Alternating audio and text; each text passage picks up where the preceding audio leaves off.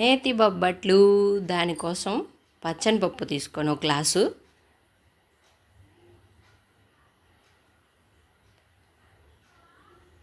శుభ్రంగా వాష్ చేసుకోవాలి. వాటర్ పోసి ఒక 2-3 టైమ్స్ శుభ్రంగా వాష్ చేసుకొని ఒక 1 అవర్ లేదా 2 అవర్ నానబెట్టుకొని తర్వాత కుక్కర్లో వేసి కొంచెం ఒక స్పూన్ ఆయిల్ వేసి ఒక 5 విజిల్స్ వచ్చేసరికి కొంచెం మెత్తగా అవ్వాలి కదండి, దానికోసం బాగా మెత్తగా అవ్వాలి కాబట్టి 5 విజిల్స్ వచ్చేవాటికి కుక్కర్ విజిల్ పెట్టి 5 విజిల్స్ వచ్చినాక ఈలోపు బెల్లం తురుము పట్టుకుందాం. తురుము అంటే కత్తితోటి తీస్తే వస్తుంది. దాన్ని బాగా మెత్తగా ఉడికింది.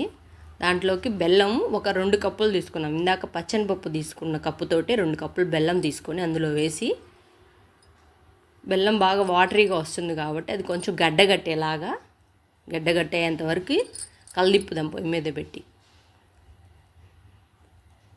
అందులో కొంచెం ఇలాచీ పౌడర్, ఇష్టం ఉంటే కొబ్బరి పొడి కూడా వేసుకోవచ్చు తినేవాళ్ళైతే. అంటే కొంతమంది కొబ్బరి పొడి తినరు కాబట్టి బాగా గట్టిగా అయ్యే వాటికి పెట్టుకోవాలి. అంటే మనకి ఈ బోండా టైప్లో ఉండలాగా వచ్చేటట్టుగా వచ్చినాక అవి కొంచెం చేతితోటి నెయ్యి తీసుకొని ఉండల్లాగా చేసి పక్కన పెట్టుకున్నాక ముందుగానే గోధుమ పిండి కలిపి పెట్టానండి.